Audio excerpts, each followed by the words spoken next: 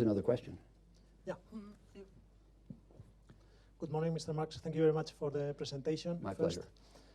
My question regards, as you mentioned before, there is a risk aversion in general. So it's easier for an individual to buy when markets are falling than to sell maybe when markets are going up, when you are usually long and you don't do shorts. So given the difficulty on selling when markets go up or when companies go up, how you or your company, how you deal when is the right moment to sell a company when you have a reference price in which they reach but you don't want to sell?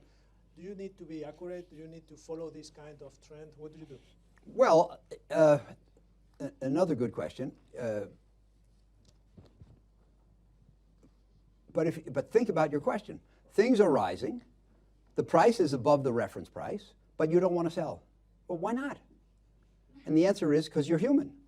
Because you're afraid it's gone from already 50 to 100, but you're afraid that if it goes from 100 to 200 and you sell at 100, you'll feel stupid. But if you buy a good company, yes, maybe you are failing on your valuation side, and the company will continue creating value on the mid-long term as well. Well, that's true. And by the way, there's nothing wrong. So if you remember what I said about cycle positioning, asset selection, and cycle positioning. So what you're saying, let me back that up and put that on there, if I can. Right there.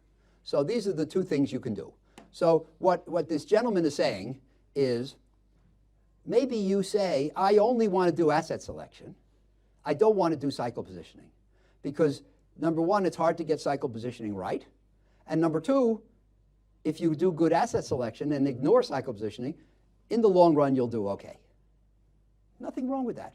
That's fine. I commend you for taking that attitude. And that's what we call buy and hold. And a lot of people do buy and hold, and they do okay. So they buy here, then they hold here, and they hold here, and they hold here, and they hold here. And in the long run, you benefit from the uptrend, right? That's okay if you want to do that. The question is, can you do better? I believe that by becoming aggressive here and defensive here and aggressive here and defensive here, you can do a little better. So the question is whether you want to try. There's nothing invalid, incorrect about what you say. The only question is, can you do better? And let me point something out. Number one, it's not easy to add value through working the cycles. And a friend of mine in England wrote a book about investing. It's called Simple But Not Easy. The things we want to do are clear. Doing them is not easy. And I was speaking with my son, who works with our family office, runs the family office, about when I was writing the book. And I said, you know, I've made 6, 7 calls over the years, and I think they've all been about right.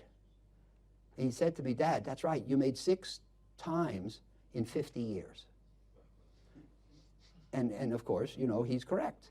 Once in a while, at the great extremes, 2000, when stocks were way high in the tech bubble, that was a great time to sell.